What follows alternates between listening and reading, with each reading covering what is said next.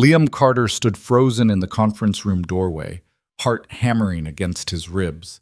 Inside, his CEO, Scarlett Vaughn, untouchable, brilliant, terrifying, was pointing directly at him through the glass.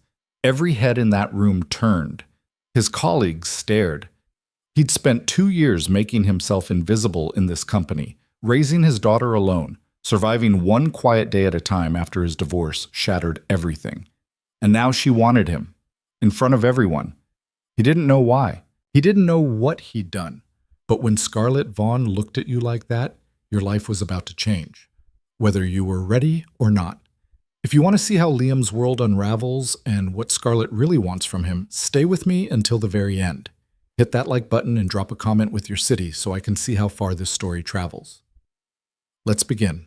Liam Carter had learned to make himself small. Not physically. He was still the same height he'd always been, still had the same broad shoulders that used to fill out a shirt with confidence. But somewhere between the divorce papers and the custody arrangement, between the late-night feedings and the preschool drop-offs, he'd figured out how to take up less space in the world. Keep your head down. Do your work.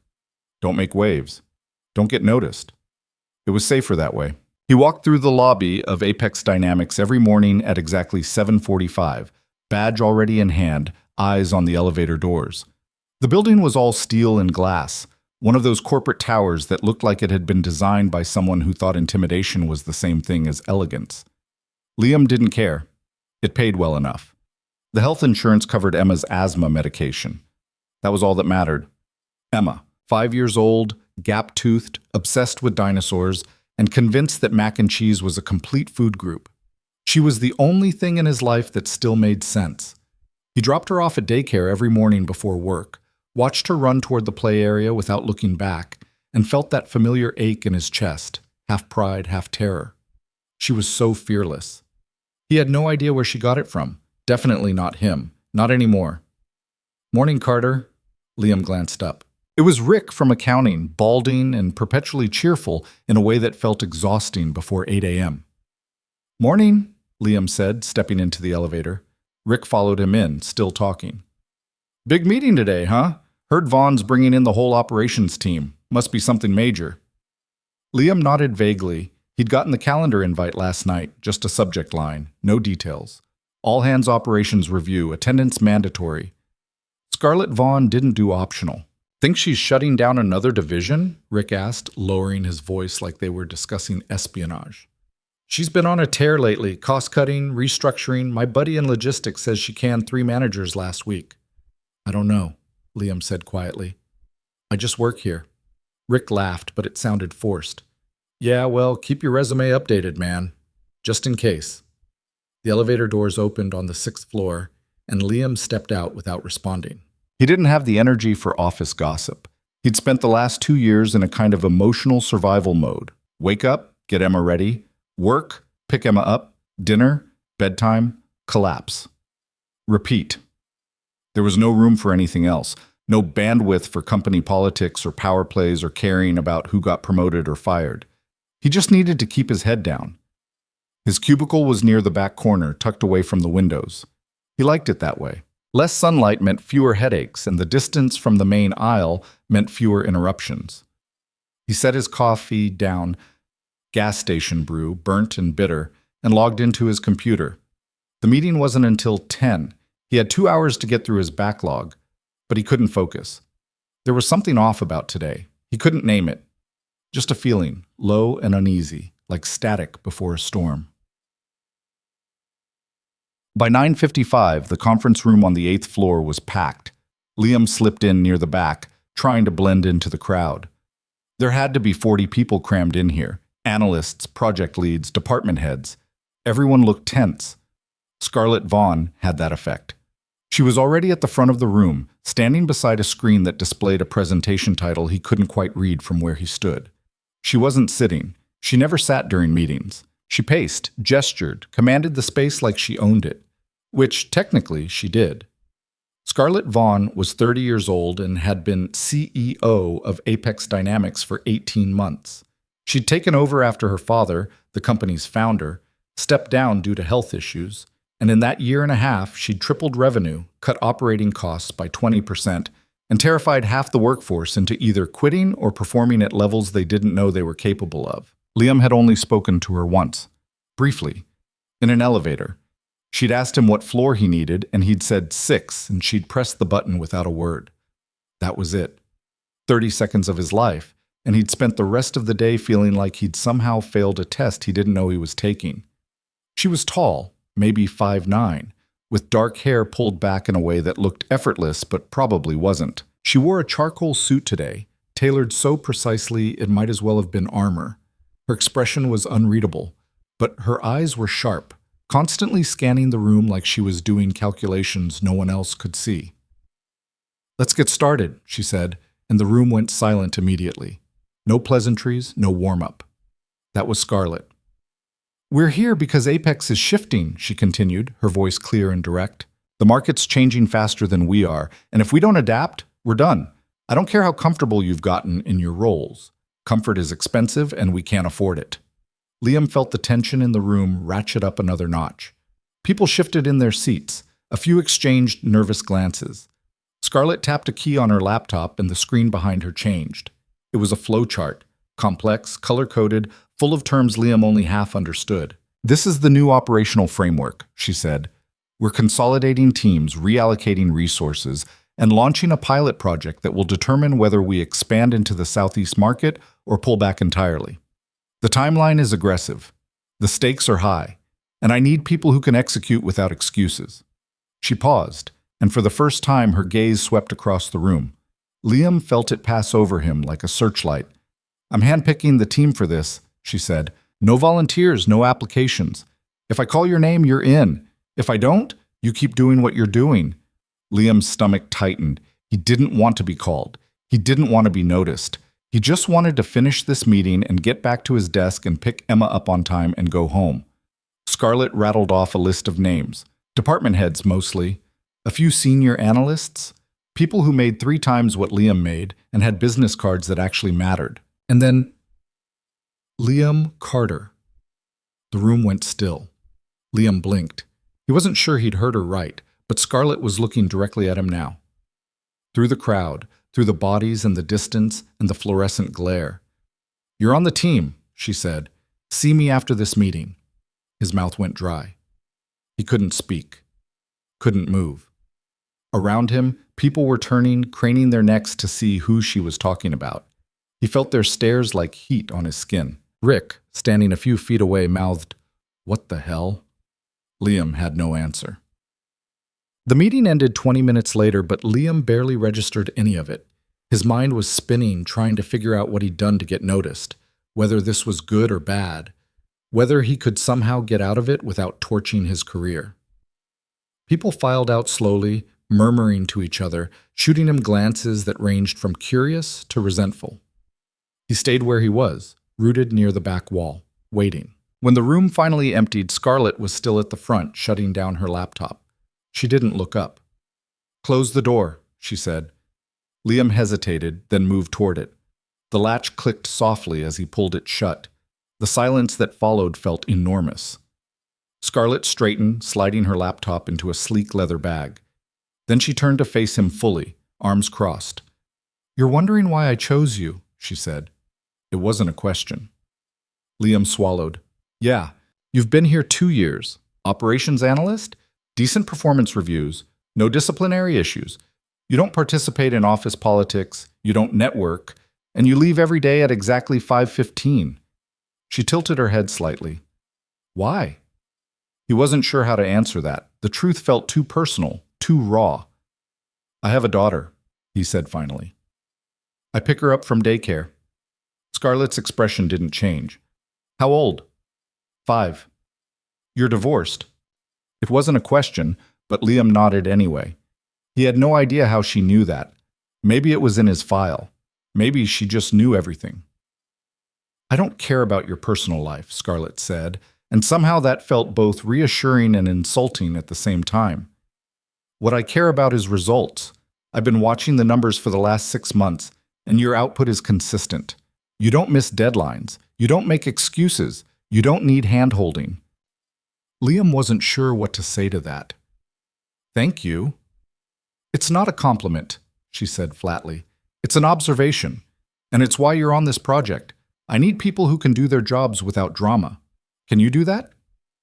Yes, he said, because what else was he supposed to say? Scarlett studied him for a long moment, and Liam had the unnerving sense that she was reading something in him he hadn't meant to show. Good, she said finally. We start tomorrow. I'll send you the details tonight. Be ready. She picked up her bag and walked past him toward the door. Liam turned, watching her go. Ms. Vaughn. She stopped, one hand on the door handle, and glanced back. Why me? Liam asked. Really? Scarlett's eyes locked onto his, and for just a second something flickered there, something he couldn't name. Because you don't want anything from me, she said quietly. And that makes you dangerous. Then she was gone. Liam stood alone in the conference room for a full minute, trying to process what had just happened. Dangerous. He didn't feel dangerous. He felt tired. He felt like a guy who could barely keep his life together, who microwaved dinosaur-shaped chicken nuggets 3 nights a week and considered it a win if Emma went to bed before 9. But Scarlett Vaughn had looked at him like he was something else, something more, and he had no idea what to do with that. That night, after Emma was asleep, Liam sat at his kitchen table with his laptop open and a beer he wasn't really drinking. The email from Scarlett had come through at 7:30. No greeting, just a list of deliverables, a timeline, and a meeting scheduled for 8 a.m. the next day. In her office. He read it 3 times, trying to find some clue about what he'd actually signed up for. His phone buzzed, a text from his ex-wife, Michelle. Michelle. Emma said you're working late now? Since when? Liam exhaled slowly. He could already hear the edge in her voice, even through the screen. Liam. New project. Shouldn't affect my schedule too much. Michelle. Better not. You know the custody agreement. He didn't respond. There was nothing to say that wouldn't start a fight, and he was too tired for that. Instead, he closed the laptop and leaned back in his chair, staring at the ceiling. 2 years ago, he'd thought his life was heading somewhere. He'd had a wife, a plan, a version of himself that felt solid. And then Michelle had sat him down one night and told him she didn't love him anymore, that she hadn't for a long time, that she'd met someone else. The divorce had been brutal, not because of anger, Michelle wasn't cruel, just distant, but because it stripped everything down to the studs. Who got the house? Who got the car? Who got Emma on which weekends? Liam had fought for joint custody and barely won. He'd moved into this apartment, small, beige, depressing, and rebuilt from nothing. And now Scarlett Vaughn had pulled him into something he didn't understand. He wasn't sure if that was an opportunity or a trap. A won't. The next morning, Liam arrived at Scarlett's office at 7:55.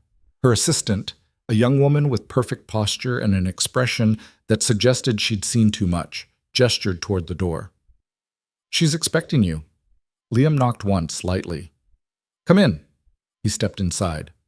Scarlett's office was exactly what he'd expected. Minimalist, immaculate, designed to impress and intimidate in equal measure. Floor-to-ceiling windows overlooked the city. A glass desk held nothing but a laptop and a single notepad. The air smelled faintly of expensive coffee. Scarlett was standing by the window, phone pressed to her ear. She glanced at him, held up one finger, wait, and turned back toward the glass. I don't care what the board thinks, she said into the phone, her voice cool and sharp. This isn't a negotiation. Either they approve the budget or I pull the project entirely. Their choice. She listened for a moment, then ended the call without saying goodbye. Sit, she said, gesturing to the chair across from her desk. Liam sat. Scarlett walked over, set her phone down, and leaned against the edge of the desk, arms crossed. She was wearing a different suit today, navy, equally sharp, but the expression was the same. Unreadable. I'm going to be direct with you, she said. This project isn't just about expansion. It's a test. For the company, yes. But also for me. Liam frowned. A test? The board thinks I'm too young, too aggressive. They're waiting for me to fail so they can bring in someone older, safer, more predictable. Her jaw tightened. I'm not going to let that happen.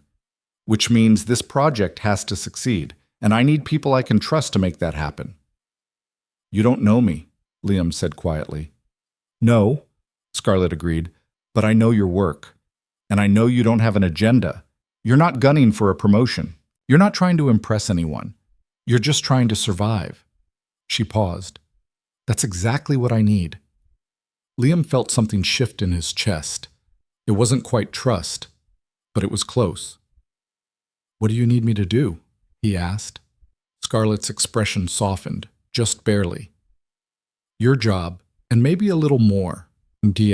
Over the next 2 weeks, Liam's life changed in ways he couldn't have predicted. The project consumed him. Late nights in the office, conference calls that ran past midnight, spreadsheets and projections and endless revisions. Scarlett worked beside him through all of it, relentless and precise, demanding perfection but never asking for anything she wouldn't give herself. At first, Liam found her terrifying. She didn't tolerate mistakes, didn't waste time on pleasantries. If you couldn't keep up, she moved on without you. But slowly, he started to see something else. She was tired. Beneath the sharp suits and sharper words, Scarlett Vaughn was exhausted in a way that felt familiar. Like she'd been holding herself together for so long, she'd forgotten what it felt like to let go.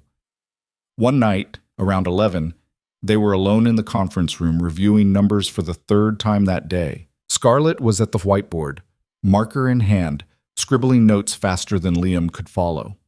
This doesn't add up, she muttered, half to herself. The cost projections are off. Someone miscalculated the logistics. It's not a miscalculation, Liam said quietly. She stopped, turned. What? The logistics team didn't miscalculate, he said. They inflated the numbers, probably to cover inefficiencies in their department. If you dig into the line items, you'll see it. Scarlett stared at him for a long moment. Then she walked over to the laptop, pulled up the file, and started clicking through the data. Her expression shifted. You're right. I know. She looked at him, and for the first time he saw something close to surprise. Why didn't you say anything earlier? You didn't ask. Scarlett let out a breath that might have been a laugh. Fair enough. She set the marker down and sank into the chair across from him, rubbing her temples. The armor cracked just a little. Thank you, she said quietly. For what? For paying attention. Liam didn't know what to say to that, so he just nodded. They sat in silence for a moment, the hum of the building's HVAC system the only sound. Can I ask you something? Liam said. Scarlett glanced up. Go ahead. Why do you work this hard? She tilted her head, considering the question. Because if I don't, they win. Who's they? Everyone who thinks I don't deserve this. Everyone who's waiting for me to prove them right. Her voice was steady, but there was an edge to it. I'm not going to give them the satisfaction. Liam studied her face, the sharp lines, the exhaustion she tried to hide, the loneliness buried so deep he wondered if she even recognized it anymore. That sounds lonely, he said. Scarlett's eyes met his, and for a second, the mask fell away entirely. It is, she said. And then she stood, the moment broken, the walls back up. Let's call it a night, she said. We'll pick this up tomorrow. Liam gathered his things and headed for the door. But before he left, he glanced back. Scarlett was still standing by the whiteboard, staring at the numbers like they held answers to questions she hadn't asked yet. He wanted to say something, wanted to tell her she didn't have to do this alone. But he didn't, because he barely knew her, and because he'd learned a long time ago that people like Scarlett Vaughn didn't need saving. They just needed space. 2 days later, everything shifted again. Liam was in Scarlett's office reviewing the final draft of the proposal. She was pacing, the way she always did when she was thinking, her heels clicking against the hardwood floor. This is good, she said. Better than good. If the board doesn't approve this, they're idiots. They might still be idiots, Liam said. Scarlett almost smiled. True. Her phone buzzed on the desk. She glanced at it, and her expression changed instantly. The color drained from her face. What's wrong? Liam asked. She didn't answer, just picked up the phone and stared at the screen. Then, without a word, she walked to the window and stood there, perfectly still. Liam waited. He didn't know what else to do. Finally, Scarlett spoke, her voice low and tight. I need to tell you something. Liam's pulse kicked up. Okay? She turned to face him, and he saw something he'd never seen in her before. Fear. I'm being forced into a marriage, she said. A strategic one. My father arranged it before he stepped down. He thinks it'll stabilize the company, secure investors, all the usual justifications. Her hands clenched into fists. I thought I had more time, but the announcement is going out next week. Liam felt the air leave the room.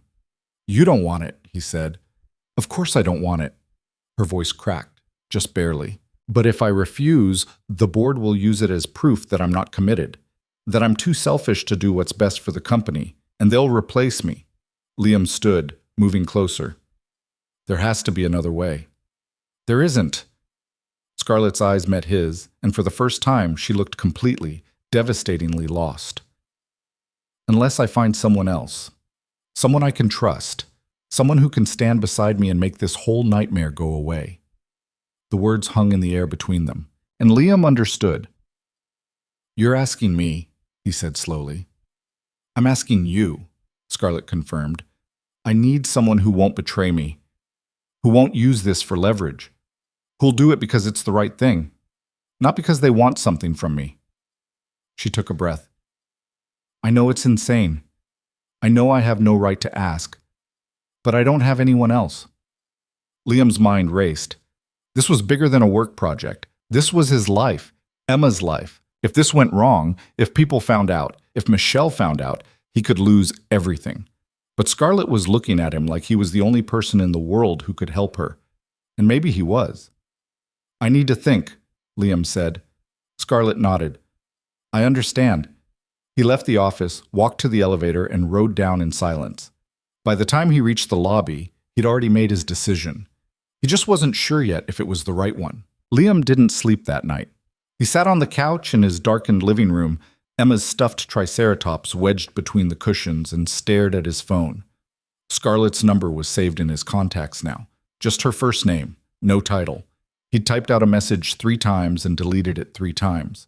The smart thing would be to say no, to protect himself, to stay invisible the way he'd been for 2 years. But every time he closed his eyes, he saw the look on Scarlett's face when she told him the truth.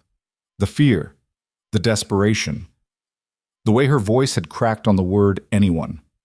She was alone, completely, brutally alone, and she'd asked him for help. He picked up his phone again. Liam, I'm in. He hit send before he could change his mind. The reply came less than a minute later. Scarlett, tomorrow. My office, 7 a.m. No thank you, no acknowledgement of what he'd just agreed to. Just logistics. That was Scarlett. Liam set the phone down and leaned back against the couch, exhaling slowly. He had no idea what he'd just walked into, but it was too late to turn back now and see it. Emma woke him up at 6:15, climbing onto his chest and poking his cheek with one small finger. Daddy, you slept on the couch again. Liam groaned, squinting against the early light. Yeah, Bug, I did. Why? Because I'm old and my back hates me. Emma giggled. You're not old, Grampy's old. Tell that to my knees. She scrambled off him and ran toward the kitchen. Can we have pancakes? Liam sat up slowly, rubbing his face. His neck felt like someone had tied it in knots. We don't have time for pancakes. How about cereal? Boring? Life is boring, kiddo. Get used to it. Emma made a dramatic groaning sound that was clearly learned from someone at daycare, and Liam couldn't help but smile. She was so much like him sometimes, stubborn, skeptical, quick to call out nonsense. But she had Michelle's optimism too, that unshakable belief that things would work out. He wished he still had that. By 7:05, he was standing outside Scarlett's office again, feeling like he'd stepped into a different life. The building was almost empty at this hour. Just a few early risers, security guards, custodial staff. The silence made everything feel heavier. Scarlett's assistant wasn't at her desk yet. The door to the office was slightly ajar. Liam knocked. Come in. She was already at her desk, laptop open, coffee steaming beside her. She looked like she hadn't slept either, but she wore it differently than he did, sharper, more focused, like exhaustion was just another thing she could control. Close the door, she said without looking up. Liam did. Scarlett finished typing something, then closed the laptop and turned her full attention to him. You're sure about this? It wasn't a question, but Liam answered anyway. No, but I'm doing it. Her mouth twitched, almost a smile. Good, because once we start, there's no backing out. This has to look real. Completely real. If anyone suspects it's fake, the whole thing falls apart. I understand. Do you? Scarlett stood, walking around the desk to lean against it, arms crossed. Because this isn't just about showing up to a few dinners and holding my hand at some charity event. We're going to have to sell this. Publicly. To the board, to the press, to my father. They'll dig into your life. They'll ask questions. And if your ex-wife finds out, she will, Liam said quietly. There's no way she won't. Scarlett's expression softened, just slightly. Will that be a problem?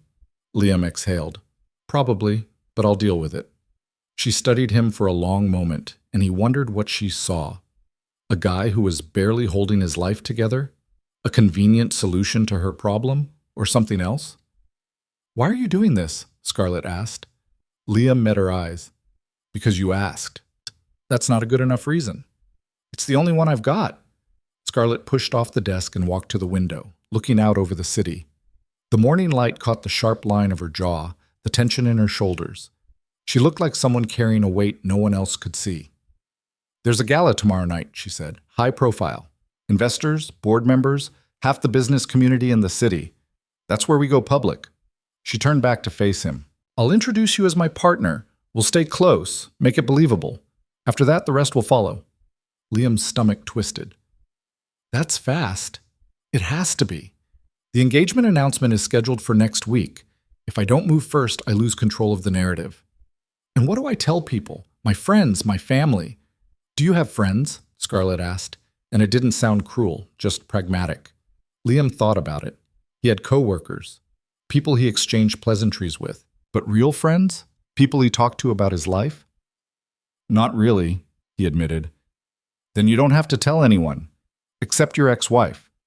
And only because she needs to know it won't affect Emma. Emma. The mention of her name made everything feel more real, more dangerous. What if this goes wrong? Liam asked. What if people figure it out? Then I lose everything, Scarlett said simply. And you go back to being invisible. She paused. But if it works, you'll have helped me take back my life. That has to count for something. Liam didn't know what to say to that. So he just nodded.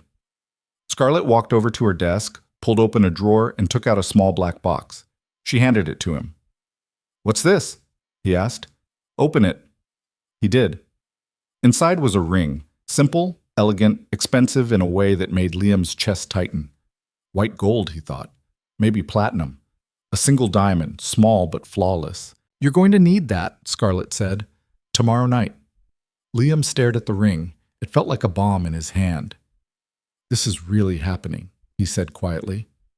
Yes, Scarlett said. It is. The rest of the day passed in a blur. Liam went through the motions at work, emails, reports, spreadsheets, but his mind was somewhere else. Tomorrow night, he'd be standing beside Scarlett Vaughn in front of half the city, pretending to be something he wasn't. He picked Emma up from daycare at 5:15, the way he always did. She ran to him, backpack bouncing, shouting something about a turtle named Jeffrey who lived in the classroom. Did Jeffrey do anything cool today? Liam asked as they walked to the car. He ate a leaf, Emma said solemnly. A whole leaf. Wow, that's impressive. I know, right? Liam buckled her into her car seat, and she immediately started chattering about her day, who sat next to her at snack time, what game they played at recess, how Miss Angela said she was really good at coloring inside the lines. He let her talk, grateful for the distraction, grateful that, for a little while, he could just be dad. But when they got home and Emma was parked in front of the TV with her dinosaur toys, Liam pulled out his phone and stared at Michelle's contact. He had to tell her, not everything, but enough. He hit call before he could overthink it. She picked up on the third ring. What's wrong? That was always her opening line. Never hello. Always what's wrong. Nothing's wrong, Liam said. I just need to talk to you about something. Is it about Emma? Sort of. It's about me. There was a pause. He could practically hear Michelle's skepticism through the line. Okay. I'm seeing someone, Liam said, forcing the words out. It's new, but it's serious. and I wanted you to know before Emma mentions it. Silence. Then, you're seeing someone. Yeah. Since when do you see people? Liam bristled. What's that supposed to mean? It means you haven't dated anyone since the divorce. You barely leave the house except to go to work and pick up Emma, and now suddenly you're in a serious relationship? Things change, Liam said tightly. Who is she?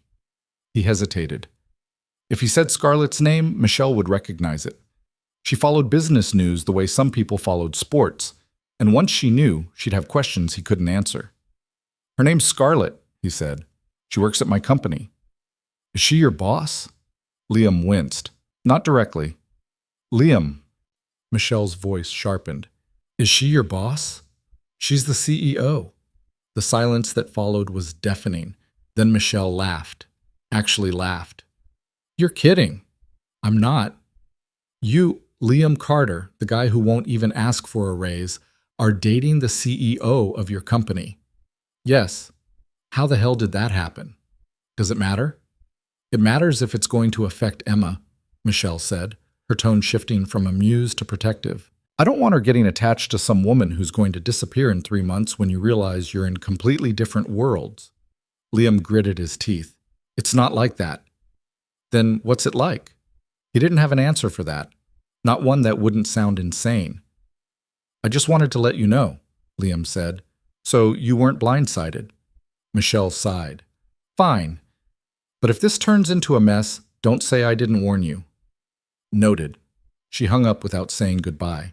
Liam set the phone down and pressed his palms against his eyes. That went about as well as he'd expected.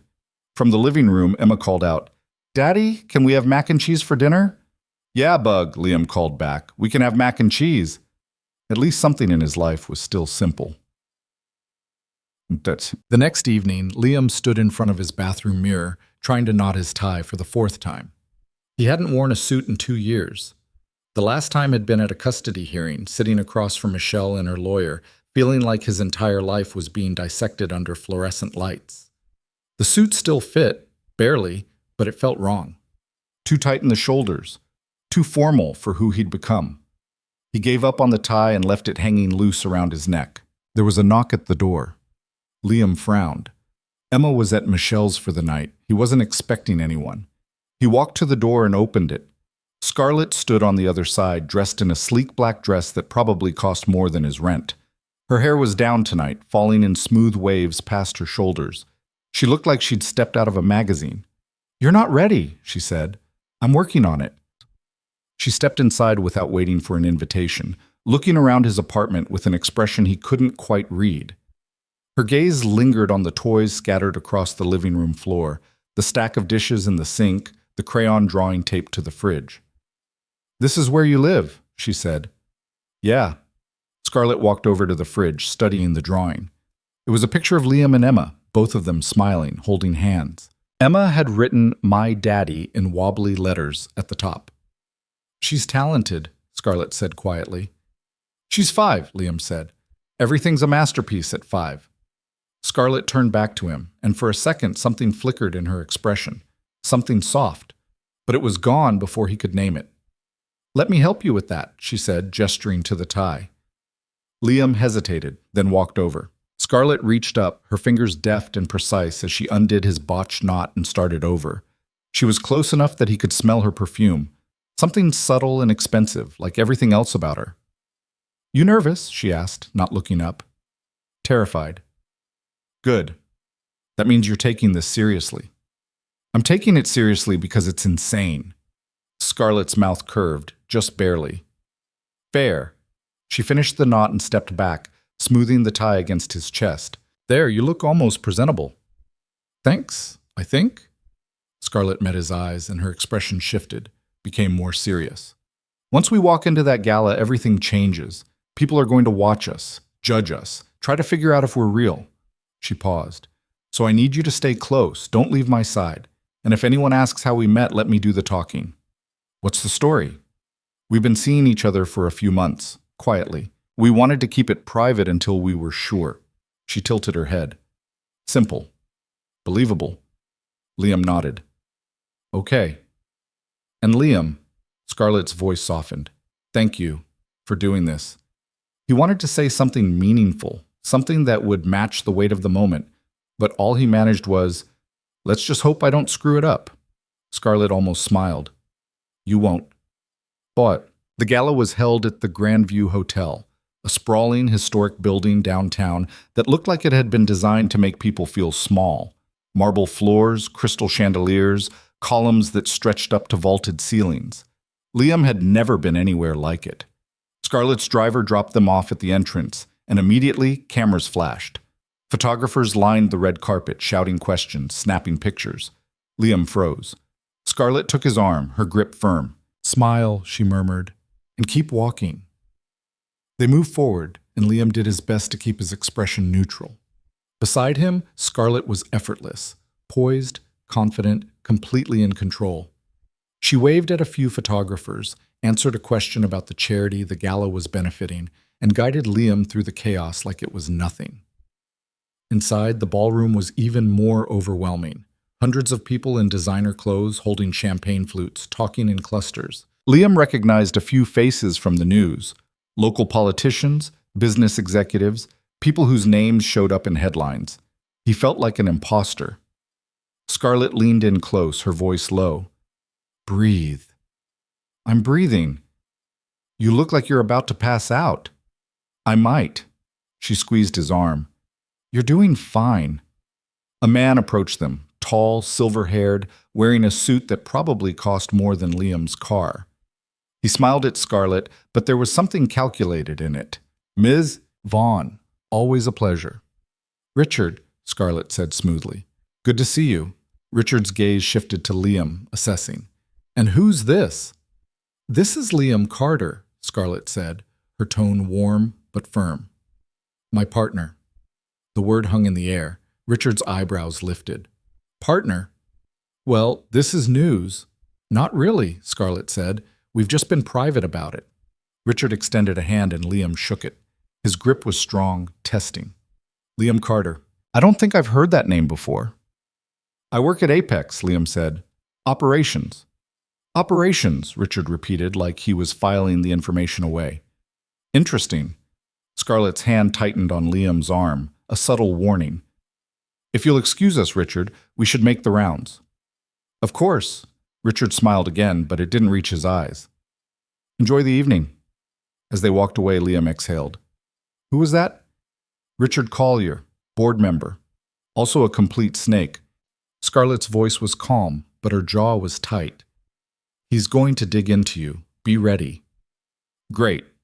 They spent the next hour moving through the crowd. Scarlett introduced him to investors, executives, people whose titles Liam didn't fully understand. He shook hands, made polite conversation, and did his best not to look as out of place as he felt. But Scarlett never left his side.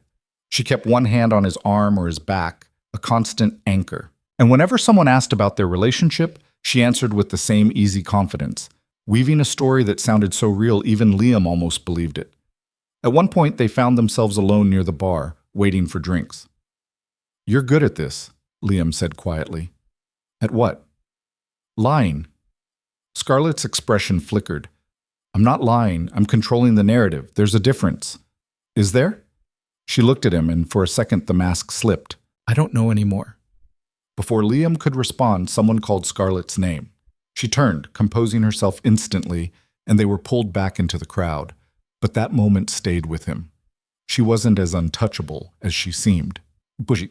Later, after dinner and speeches and too much champagne, Liam found himself standing on a balcony overlooking the city.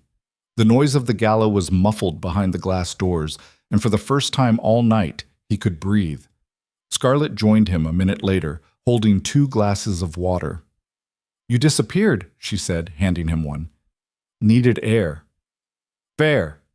She leaned against the railing, looking out at the lights. You did well tonight. I didn't do anything. You showed up. You stayed. That's more than most people would do. Liam took a sip of water. Why me, Scarlett? Really? You could have asked anyone. She didn't answer right away, just stood there, her profile outlined against the city lights. Because you don't need me, she said finally. Everyone else in my life wants something. Power, money, access. But you, she shook her head. You just want to take care of your daughter and be left alone. That's the most honest thing I've ever seen. Liam didn't know what to say to that. And because, Scarlett continued, her voice quieter now, I trust you. I don't know why, but I do.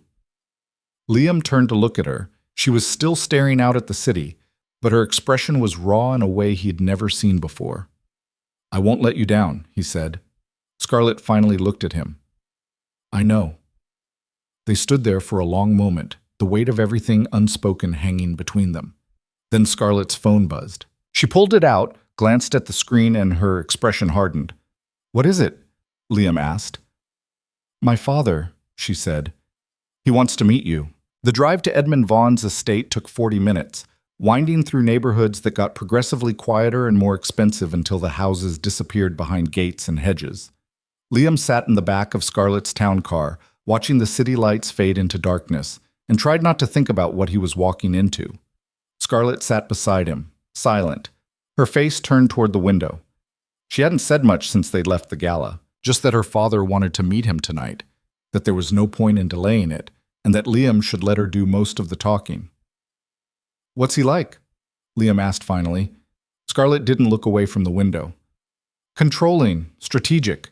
He doesn't do anything without a reason. She paused. And he doesn't like surprises. I'm guessing I'm a surprise. You're a complication, Scarlett said. He'll want to know if you're real or if I'm playing a game, and if he thinks it's the latter, he'll tear you apart to prove it. Liam's stomach twisted. That's reassuring. Scarlett finally turned to look at him. Her expression was unreadable, but there was something in her eyes, concern, maybe, or warning. Just be yourself, don't try to impress him. He'll see through it. And if being myself isn't enough, then we're both in trouble. The car turned through a set of iron gates and up a long driveway lined with trees. At the end sat a house that looked more like a museum. 3 stories of stone and glass, lit from below by landscape lights that made it look cold and untouchable. Liam had grown up in a 2-bedroom ranch house with a chain-link fence and a yard full of crabgrass. This wasn't even the same planet. The driver stopped at the front entrance. Scarlett stepped out first, smoothing her dress, and Liam followed. The air was cooler out here, away from the city. Quiet in a way that felt deliberate. The front door opened before they reached it. A man stood in the doorway, late 60s, tall, with the kind of posture that suggested he'd never slouched a day in his life. His hair was steel gray, his suit impeccable even at this hour. He looked like an older, harder version of Scarlett, all sharp edges and unspoken expectations. Edmund Vaughn. Scarlett, he said, his voice smooth and measured. You're late. We came straight from the gala, Scarlett said. Traffic. Edmund's gaze shifted to Liam, assessing him the way someone might assess a used car. And this is him. This is Liam Carter, Scarlett said. Liam, my father, Edmund Vaughn. Liam extended his hand.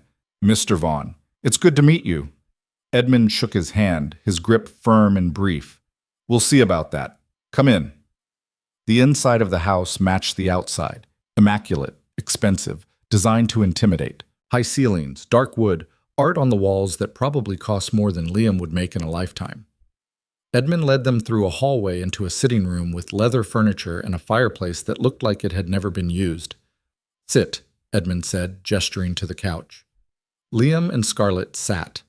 Edmund remained standing, hands clasped behind his back, studying them like a general reviewing troops.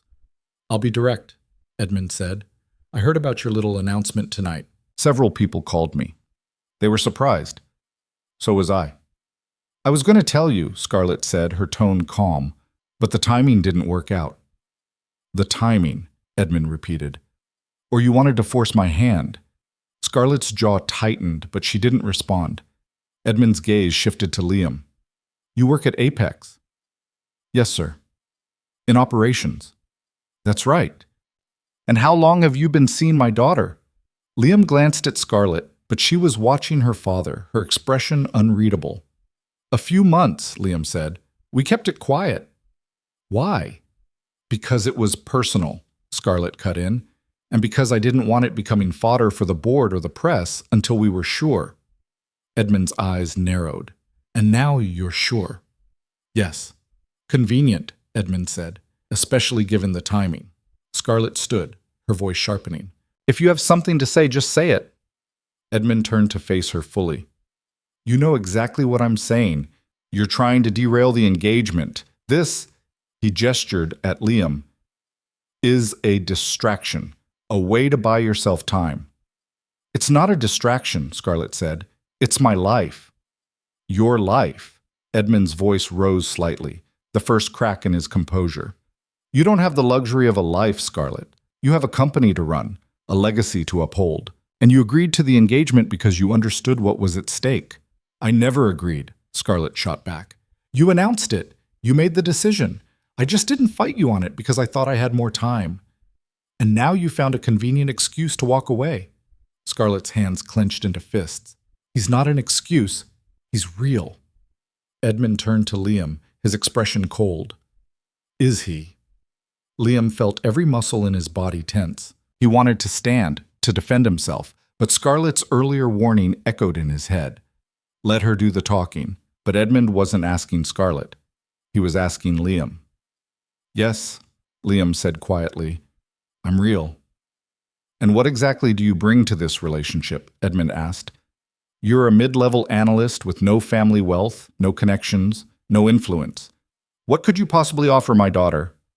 Liam felt the words like a punch, not because they were cruel, though they were, but because they were true.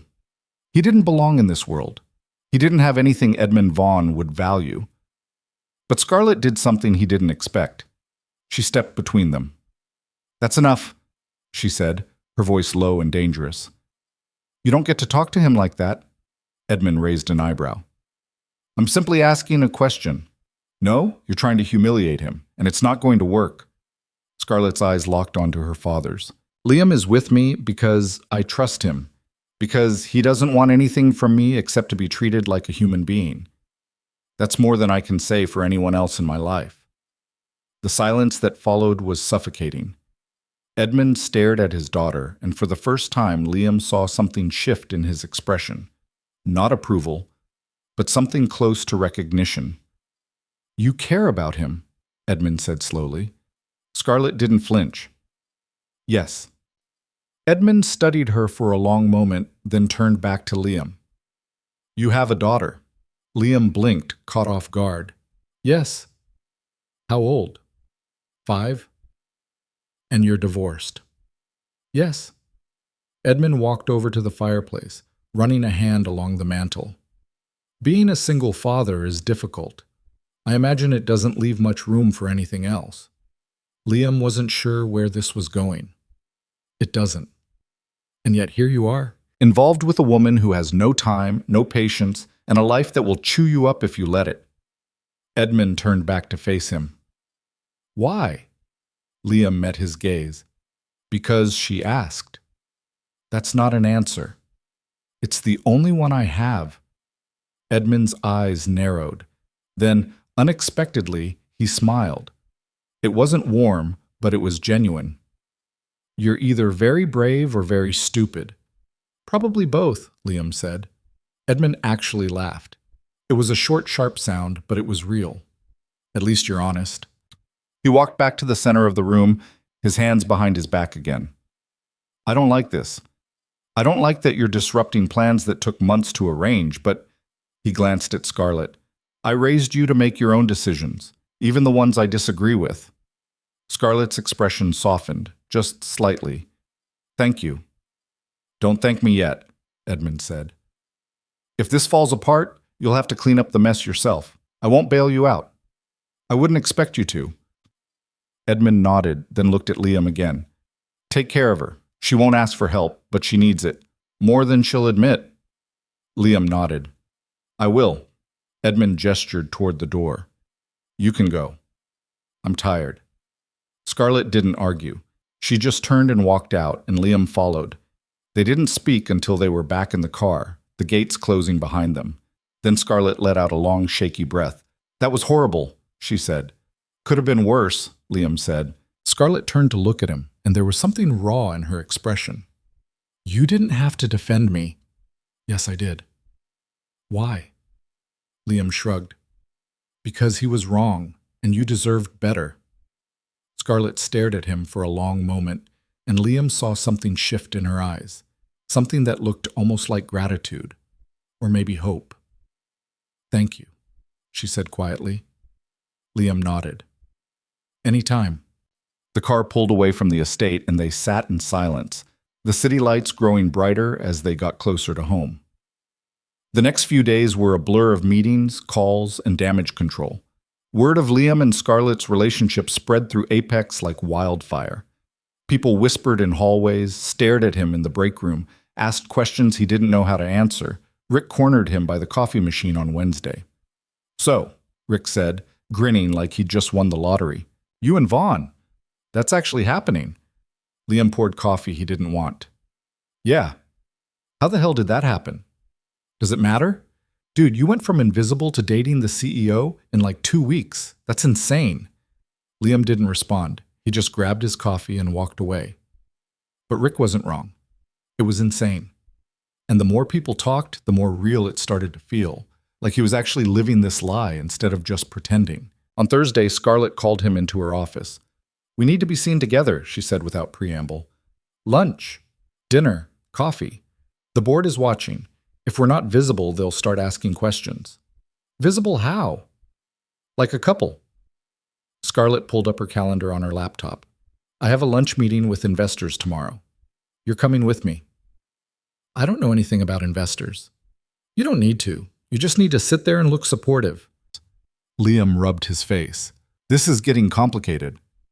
It was always complicated, Scarlett said, but we're committed now, so we see it through. Liam nodded. Okay. Scarlett's expression softened. How's Emma? The question caught him off guard. She's fine. Why? Because this is affecting your life, not just mine. And I want to make sure she's okay. Liam felt something shift in his chest. She's with Michelle this week. She doesn't know anything yet. But she will.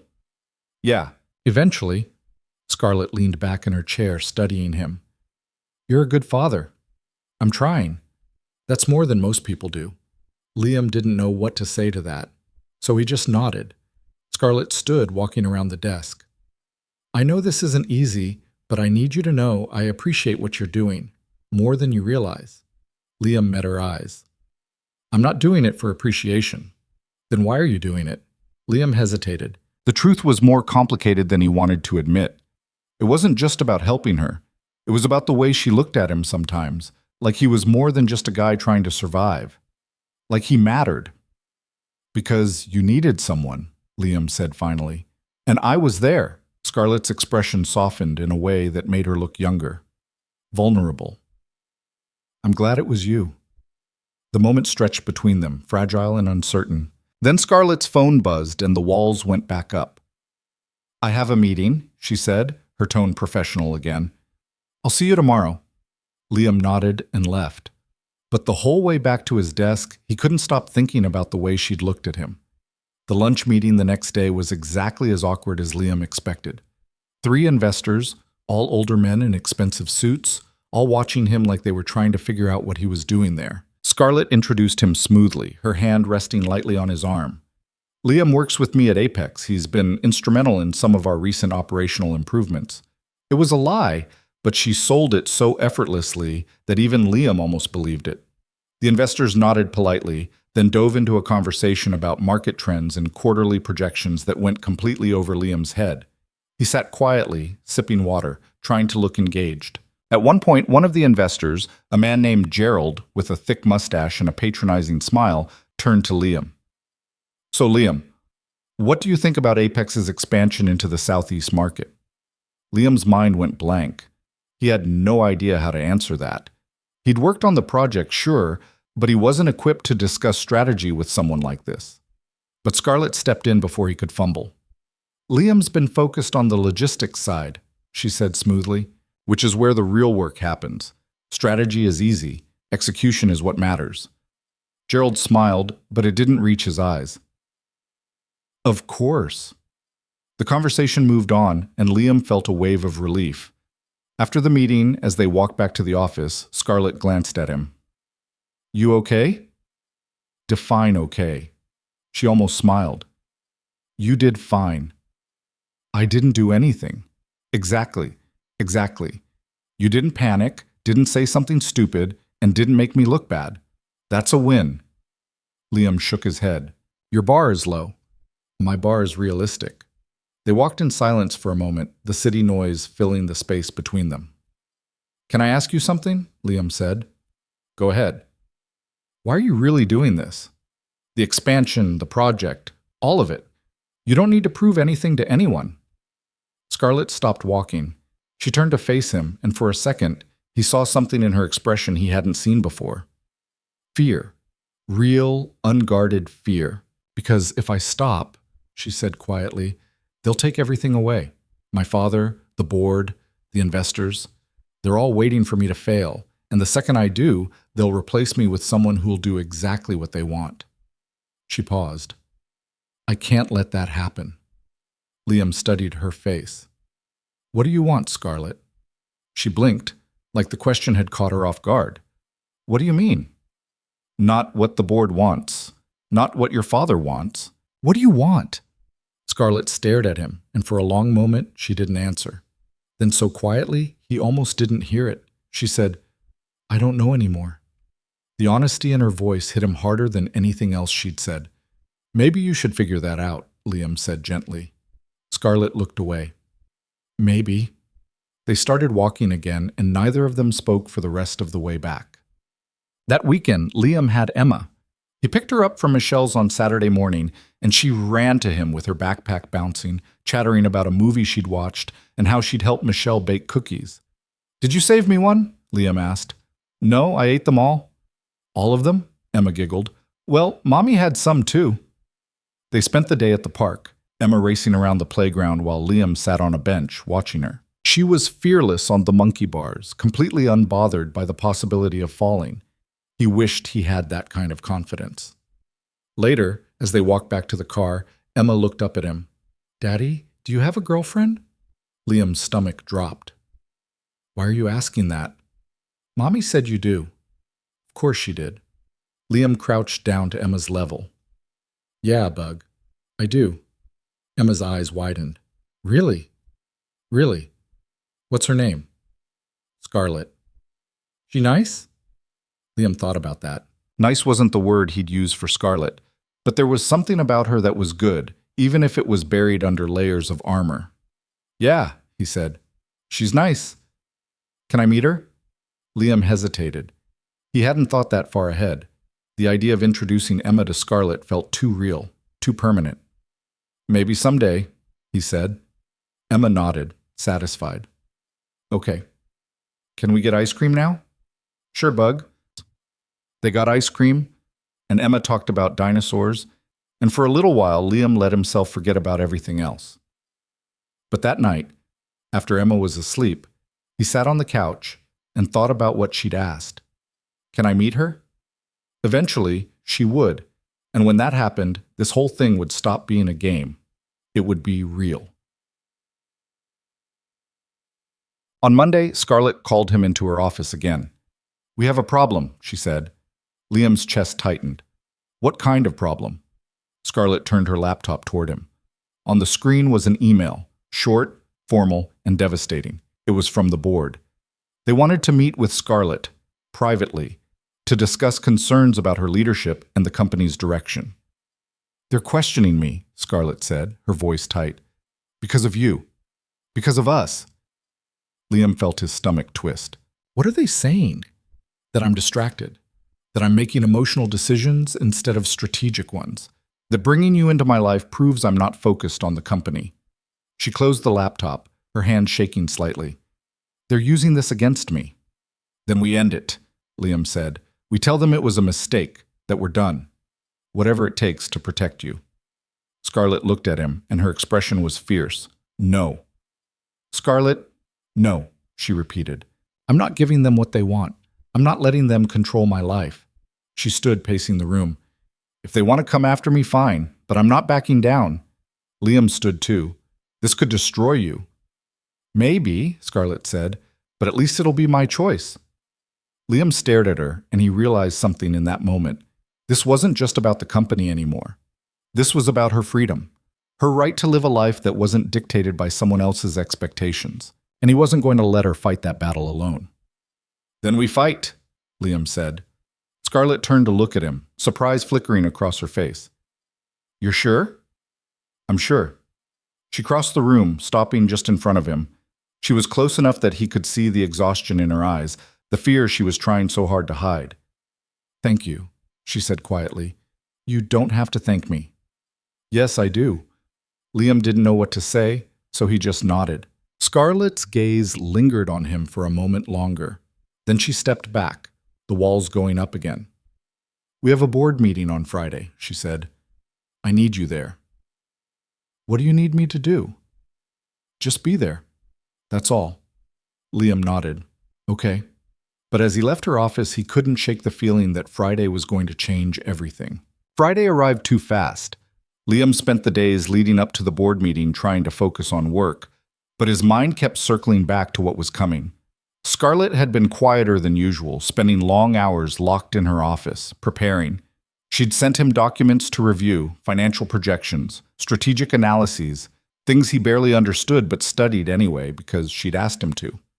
On Thursday night, she'd texted him. "Scarlett, tomorrow at 2 p.m., boardroom, 9th floor. Wear the suit." Liam, "I only have one suit." Scarlett, "Then wear that one." He'd tried to sleep that night and failed. Instead, he lay awake staring at the ceiling, listening to the hum of the refrigerator and the distant sound of traffic, thinking about how quickly his life had spun out of control. A month ago, he'd been invisible. Now he was walking into a boardroom to defend a relationship that wasn't even real. Except it was starting to feel real. That was the problem. The next morning, Liam dropped Emma off at daycare early. She hugged him extra tight, like she could sense something was off. "You okay, Daddy?" "Yeah, Bug. Just a big day at work." "Are you going to do good?" Liam kissed the top of her head. "I'm going to try." "You always do good," Emma said confidently, and then she was gone, running toward her friends without looking back. Liam watched her go, feeling the ache in his chest that never quite went away. She believed in him. He couldn't let her down. By the time he arrived at Apex, his hands were shaking. He parked in the garage, sat in his car for 5 minutes, trying to steady his breathing, and then forced himself to get out. The building felt different today, heavier, like the walls were pressing in. He took the elevator to the 9th floor. The boardroom was at the end of a long hallway lined with abstract art that probably cost more than his car. Scarlett was already there, standing by the windows, her back to the door. "You're early," she said without turning around. "So are you." She turned to face him, and Liam saw the exhaustion written all over her. She'd tried to hide it with makeup and a perfectly tailored charcoal suit, but it was there in the tightness around her eyes, the stiffness in her posture. "Are you ready?" she asked. "No." Scarlett almost smiled. "Good. That makes 2 of us." She walked over to the conference table, pulling out a chair. "They're going to come at me hard. They'll question my judgment, my priorities, my ability to lead, and they'll use you as evidence that I'm not fit for this job." "What do you need me to do?" "Nothing," Scarlett said. "Just sit there. Don't react. Don't defend me. Let me handle it." "Scarlett, I mean it, Liam." Her voice was firm. "If you jump in, it'll make it worse. They'll see you as a distraction, as proof that I'm emotional instead of strategic." She paused. "I need you to trust me on this." Liam nodded slowly. "Okay." "And Liam," Scarlett's expression softened. "Whatever happens in there, I want you to know, this wasn't a mistake. You weren't a mistake." Liam felt something tighten in his chest. "Neither were you." For a moment, they just looked at each other, and the air between them felt charged with all the things neither of them knew how to say. Then the door opened, and the board members started filing in. There were 7 of them, all older, all wearing expressions that ranged from skeptical to openly hostile. Richard Collier, the man Liam had met at the gala, was among them. He nodded at Scarlett, then let his gaze slide over Liam with barely concealed disdain. Edmund Vaughn entered last. He didn't acknowledge Scarlett or Liam, just took his seat at the head of the table. Scarlett sat down across from them, her posture perfect, her expression unreadable. Liam sat beside her, feeling like he was about to be fed to wolves. Richard cleared his throat. Let's begin. Scarlett, thank you for meeting with us on short notice. Of course, Scarlett said coolly. We wanted to discuss some concerns that have arisen recently. Concerns about your focus, your decision-making, and whether your personal life is interfering with your responsibilities to this company. Scarlett didn't flinch. I'm listening. Richard glanced at the others, then continued. You've been with us for 18 months. In that time, you've made significant changes, some successful, some less so. But recently, your behavior has raised questions. The sudden relationship with, he gestured vaguely at Liam, Mr. Carter. The refusal to move forward with the engagement your father arranged. The aggressive timeline on the Southeast expansion project. It's created instability. Instability, Scarlett repeated. Or progress you're uncomfortable with. One of the other board members, a woman named Margaret with silver hair and a pinched expression, leaned forward. This isn't about comfort, Scarlett. It's about leadership and whether you're capable of putting the company first. I've always put the company first, Scarlett said, her voice sharp. I've increased revenue, cut costs, and positioned us for long-term growth. That's not instability, that's results. At what cost? Margaret shot back. You've alienated half the executive team. You've made enemies of key investors, and now you've brought a personal relationship into the workplace, which is, at best, a distraction. Liam felt his jaw tighten, but he kept his mouth shut. Scarlett had told him not to react, and he wasn't going to let her down. My personal life is not a distraction, Scarlett said, her tone ice cold. It's my life, and it has no bearing on my ability to do this job. Doesn't it? Richard said. He pulled a folder from the stack in front of him and slid it across the table. We've done some research on Mr. Carter. He's a single father, divorced, mid-level analyst with no executive experience. He's not exactly in your league. Scarlett's eyes flashed. What's your point? My point is that this relationship appears sudden, convenient, and it raises questions about your judgment. Richard leaned back in his chair. Some of us are wondering if this is a genuine relationship or a strategic move to avoid the engagement. The room went silent. Scarlett's hands were flat on the table, her knuckles white. Are you accusing me of lying? I'm suggesting, Richard said carefully, that the timing is suspect. Then let me be clear. Scarlett's voice was low and dangerous. My relationship with Liam is real. It has nothing to do with the engagement, nothing to do with strategy, and nothing to do with any of you. And if you want to question my judgment, question my leadership decisions, not my personal life. Margaret shook her head. They're not separate, Scarlett, not when you're the CEO. Everything you do reflects on this company. Then maybe you should be more concerned with the fact that I've tripled revenue instead of who I'm dating. We are concerned with revenue, Richard said, which is why we're concerned about distractions. Scarlett stood abruptly, her chair scraping against the floor. You want to talk about distractions? Fine. Let's talk about the fact that half this board opposed my appointment from the beginning. That you've been waiting for me to fail so you can justify replacing me with someone older, safer, and more willing to maintain the status quo. Her voice was steady, but there was fire behind it. I'm not a distraction. I'm a threat. And you can't stand it. The room was dead silent. Edmund, who had been quiet until now, finally spoke. Sit down, Scarlett. She didn't move. Sit. Down. Slowly, Scarlett sank back into her chair. Her expression was defiant, but Liam could see the tension in her shoulders, the way her hands trembled slightly before she clasped them together. Edmund looked around the table. My daughter is right. Some of you have been against her from the start. You thought she was too young, too inexperienced, too aggressive, but she's proven you wrong on every count.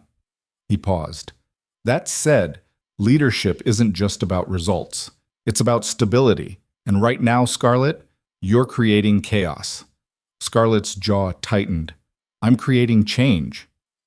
Change without consensus is chaos, Edmund said, and chaos makes investors nervous. He leaned forward, his gaze locking onto hers.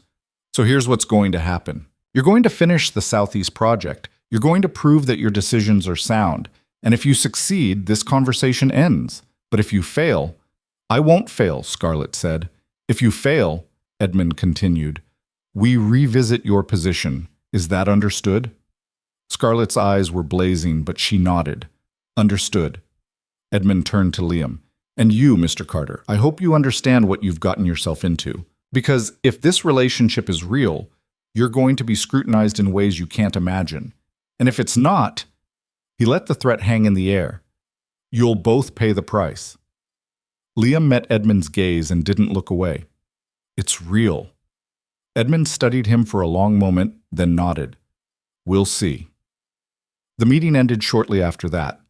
The board members filed out, some of them shooting Scarlett sympathetic looks, others avoiding her gaze entirely. Richard lingered for a moment as if he wanted to say something, but then thought better of it and left. When the room was finally empty, Scarlett slumped back in her chair, pressing her hands against her face. That was a disaster, she said, her voice muffled. Liam stood and walked over to her. You stood your ground. That's not a disaster. They don't trust me. She dropped her hands, and Liam saw the exhaustion etched into every line of her face. And now everything depends on the Southeast project. If it fails, I'm done. Then we make sure it doesn't fail. Scarlett looked up at him, and there was something raw in her eyes. Why are you still here, Liam? You could walk away right now. This isn't your fight. It became my fight the second I said yes. That's not a reason. Liam crouched down so he was at eye level with her.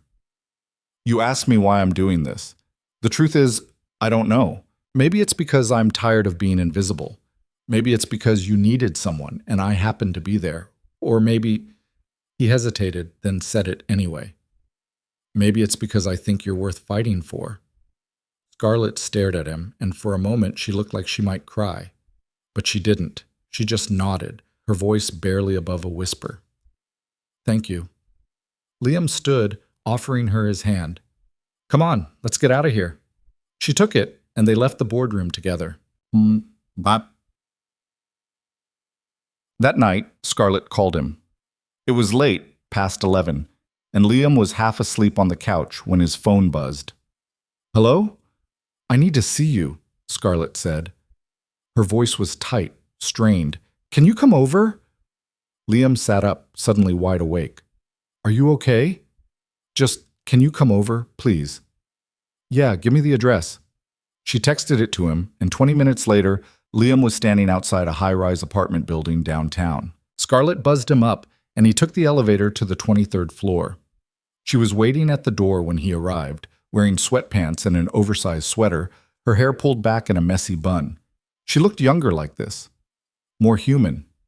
Come in, she said. The apartment was exactly what Liam expected. Sleek, modern, expensive. Floor-to-ceiling windows overlooked the city, and the furniture looked like it had been staged for a magazine shoot.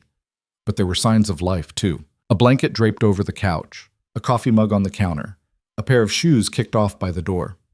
You want a drink? Scarlett asked. Sure. She poured 2 glasses of wine and handed him one, then sank onto the couch, curling her legs under her. Liam sat beside her, waiting. I found something, Scarlett said finally. Something about the engagement, about why my father pushed it so hard. Liam frowned. What do you mean? Scarlett pulled out her phone, scrolling through something, then handed it to him. It was an email chain, between her father and someone Liam didn't recognize. As he read, his stomach dropped. The engagement wasn't just strategic, it was part of a deal, a financial agreement that would secure a major investment in Apex, but only if Scarlett married the investor's son. The terms were spelled out in brutal detail. If she refused, the deal would collapse, and Apex would lose millions. He sold me, Scarlett said, her voice hollow. Like a piece of property. Liam set the phone down. Scarlett. I knew he was controlling. I knew he didn't see me as a person half the time. But this, her voice cracked. This is different. Liam didn't know what to say. He just reached over and took her hand, holding it tightly. I thought if I could prove myself, if I could make the company successful enough, he'd stop trying to control my life, Scarlett continued. But it doesn't matter what I do. He'll always see me as a tool, a means to an end. You're not a tool, Liam said firmly. You're a person. and you deserve better than this. Scarlett looked at him, tears brimming in her eyes. Do I? Yes. She let out a shaky breath, and then, unexpectedly, she leaned into him, resting her head on his shoulder. Liam froze for a second, then wrapped his arm around her, holding her close. They sat like that for a long time, the city lights glowing outside the window, neither of them speaking. Finally, Scarlett pulled back, wiping her eyes. I'm sorry. I shouldn't have dragged you into this. Stop apologizing, Liam said. You didn't drag me. I chose to be here. Why? Scarlett asked, her voice breaking. Why would you choose this? Liam looked at her, really looked at her. At the woman who'd been fighting alone for so long, she'd forgotten what it felt like to have someone in her corner. Because you're not alone anymore, he said quietly. Not if you don't want to be. Scarlett's breath hitched, and then she did something that surprised them both. She kissed him. It was soft, tentative, like she wasn't sure she was allowed. But Liam didn't pull away. He kissed her back, his hand coming up to cup her face, and for a moment everything else disappeared. When they finally broke apart, Scarlett looked at him with wide eyes, her lips parted in shock.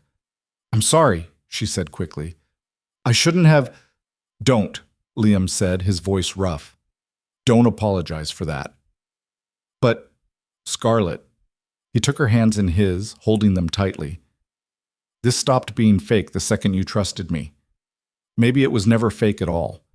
She stared at him, and he saw the walls she'd spent so long building start to crack. I don't know how to do this, she whispered. Neither do I, Liam admitted. But we'll figure it out. Scarlett nodded slowly, and then she leaned into him again, and this time Liam didn't hesitate. He wrapped his arms around her and held her like she was the most important thing in the world. Because maybe she was. The next few weeks were a whirlwind. The Southeast Project consumed them both. Long nights in the office, endless revisions, meetings with investors and analysts. But this time, it felt different. They weren't just colleagues working toward a goal, they were partners. And the line between fake and real had blurred so much that Liam wasn't sure it existed anymore. Emma met Scarlett on a Saturday afternoon. Liam had been terrified, but Scarlett had insisted. I want to meet her, she'd said. If this is real, I need to know the most important person in your life. So Liam brought Emma to the park, and Scarlett showed up in jeans and a simple sweater, looking more nervous than he'd ever seen her. Emma had been shy at first, hiding behind Liam's leg, but Scarlett crouched down to her level and said, I hear you like dinosaurs. Emma's eyes lit up. I love dinosaurs. Me too, Scarlett said. What's your favorite? Triceratops. Good choice. Mine's a Stegosaurus. And just like that, they were talking. Scarlett listened to Emma's rambling explanations about dinosaurs, asked questions, and laughed at her jokes. She didn't try too hard. She just existed. And Emma responded to that. Later, as Emma played on the swings, Scarlett stood beside Liam, watching. She's amazing, Scarlett said quietly. Yeah, she is. You're a good dad, Liam. I'm trying. Scarlett glanced at him. You're doing more than trying. You're succeeding. Liam felt something warm spread through his chest. Thanks. Emma ran over, breathless and grinning. Daddy, can Scarlett come over for dinner? Liam looked at Scarlett, and she smiled. I'd like that. So they went back to Liam's apartment, and Scarlett helped him make spaghetti while Emma colored at the kitchen table. It was chaotic and messy and nothing like Scarlett's carefully controlled life. But she looked happy, and so did Liam. The board meeting to review the Southeast Project was scheduled for the first week of December. By then, Liam and Scarlett had spent every available moment preparing. The presentation was flawless. The numbers were solid.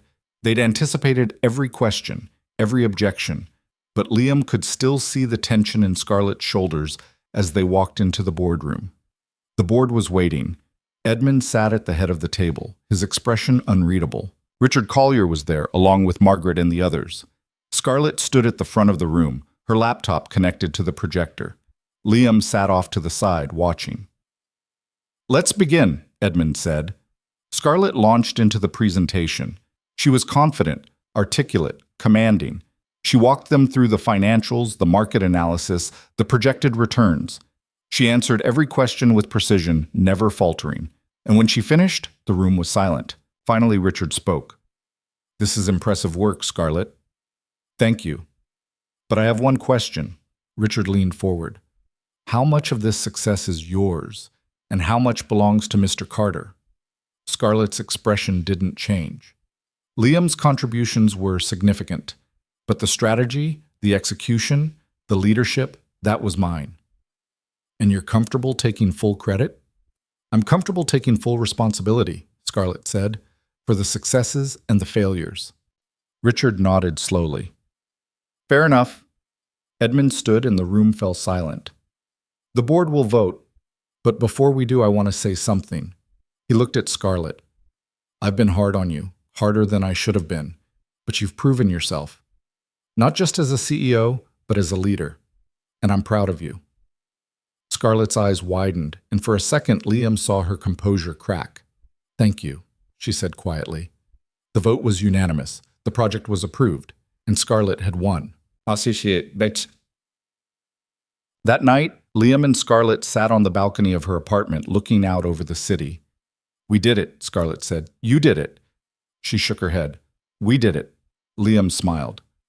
Okay, we did it. Scarlett turned to look at him, and there was something different in her eyes. Something softer. I meant what I said before, she said. You're worth fighting for. Liam's heart stuttered. Scarlett, I know this started as a deal, a way to solve a problem, but it's not that anymore. Not for me. Liam reached over, taking her hand. Not for me either. And when she leaned in to kiss him, it didn't feel like pretending. It felt like the start of something real. The weeks after the board meeting should have been easier. The project was approved. Scarlett's position was secure. The immediate threat had passed, but Liam couldn't shake the feeling that something was unfinished. It started with small things. The way Scarlett would go quiet sometimes, staring out her office window like she was working through a problem she couldn't solve. The way she'd check her phone and then set it down without responding to whoever had texted. The way she'd smile at him, but the smile didn't quite reach her eyes. He didn't push. Scarlett had spent her whole life being pushed, and he wasn't going to add to that. But one evening in mid-December, as they sat in her apartment after Emma had gone to bed, she'd started staying over some weekends, sleeping in the guest room that Scarlett had quietly transformed into a space a 5-year-old would love. Scarlett finally broke the silence. I need to tell you something, she said. Liam looked up from the book he'd been pretending to read. Okay. Scarlett set down her wine glass and turned to face him. The investor, the one my father made the deal with. His name is Preston Hartley. He's been calling me. Liam's chest tightened. What does he want? To meet. To talk. He says the engagement can still happen if I'm willing to reconsider. She paused. He's offering double the initial investment. More if I agree to certain terms. Terms. Control, Scarlett said flatly. He wants a seat on the board, influence over major decisions. Essentially, he wants to buy his way into running Apex. She looked at Liam. And he wants me. Liam felt anger rise in his throat. You told him no. I told him I'd think about it. Scarlett, I know what you're going to say. She stood, pacing toward the window. But it's not that simple. If I refuse outright, he'll pull all potential future investments. He'll poison the well with other investors. He's powerful enough to do real damage. So what? You're just going to let him manipulate you? Scarlett spun around, her eyes flashing. I'm trying to protect what I've built, what we've built. By sacrificing yourself? By being strategic. Liam stood too, crossing the room to face her. No, you're being scared, and I get it, but you can't keep letting people like him control your life. It's not that simple. Yes, it is. Liam's voice was firm, but not harsh. You told me once that you were tired of people seeing you as a tool, so stop acting like one. Stop letting them treat you like something they can buy or trade or manipulate. Scarlett's jaw tightened. You don't understand what's at stake. I understand that you're worth more than any deal he could ever offer, and if you can't see that, then we have a bigger problem. The words hung in the air between them. Scarlett stared at him, and he saw the war playing out behind her eyes. The part of her that wanted to believe him fighting against the part that had learned to survive by playing the game. What if I lose everything? She said quietly. Then you rebuild, Liam said. But you do it on your terms. Not his, not your father's, yours. Scarlett's shoulders sagged, and she pressed her palms against her face. I don't know if I'm strong enough. Liam stepped closer, gently pulling her hands away. You're the strongest person I've ever met. You just don't see it yet. She looked up at him, and he saw tears in her eyes. I'm scared, Liam. I know, but you're not alone. Scarlett let out a shaky breath and leaned into him, and Liam wrapped his arms around her, holding her tight. They stood like that for a long time, the city lights glowing beyond the window, and Liam made a silent promise to himself. He wasn't going to let her face this alone. 2 days later, Liam did something he hadn't planned on. He called Edmund Vaughn. It took him 3 tries to actually dial the number. He'd gotten it from Scarlett's phone. She'd left it on the kitchen counter while she was in the shower, and he knew she'd be furious if she found out. But he couldn't just sit back and watch her get cornered again. Edmund answered on the second ring. Who is this? It's Liam Carter. There was a pause. Mr. Carter, I wasn't expecting to hear from you. I need to talk to you about Scarlett. Another pause, longer this time. I'm listening. Liam took a breath.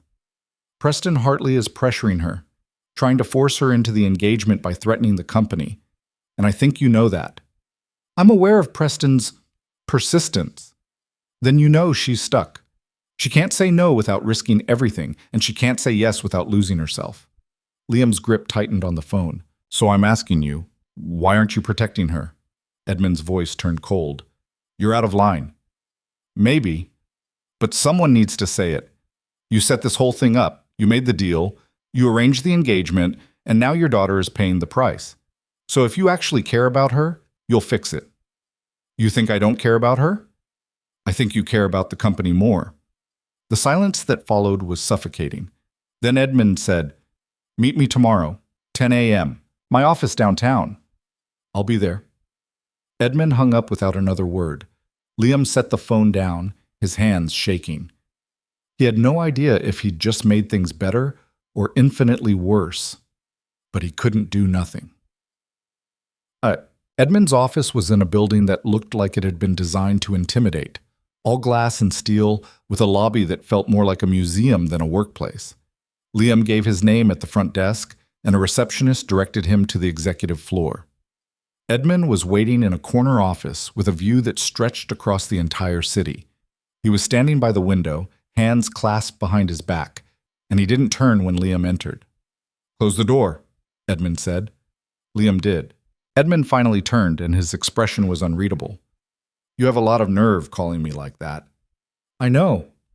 You're not family. You're not even an executive. You're a mid-level employee who's dating my daughter, and yet you felt entitled to tell me how to handle my business. It's not about business, Liam said. It's about Scarlett. Everything is about business when you run a company like Apex. Edmund walked over to his desk, leaning against it. But you don't understand that, do you? You think this is about control, about power, but it's about survival. If Apex fails, hundreds of people lose their jobs. Investors lose millions. Scarlett loses everything she's worked for. And what does she lose if you force her into a marriage she doesn't want? Edmund's jaw tightened. I'm not forcing her. I'm giving her options.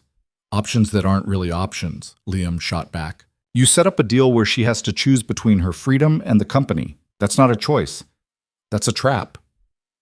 Edmund stared at him, and for the first time, Liam saw something shift in his expression, something that looked almost like regret. You think I don't know that? Edmund said quietly. You think I haven't lost sleep over this? Then why did you do it? Edmund walked back to the window, looking out over the city. Because I thought it was the only way to secure the company's future. Because I've spent 40 years building something, and I couldn't let it fall apart. He paused. And because I underestimated my daughter. Liam frowned. What do you mean? I thought she needed protection, guidance, someone to make the hard decisions for her, but she doesn't. Edmund turned back to face Liam. She's stronger than I ever gave her credit for, and you're right. I've been treating her like a tool instead of a person. Liam didn't know what to say. Preston Hartley is a problem, Edmund continued, but he's my problem to solve, not Scarlett's.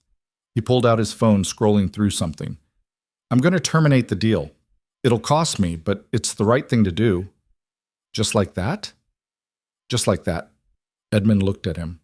But I need you to do something for me. What? Take care of her. Really take care of her. Because I haven't. And she deserves better. Liam nodded. I will.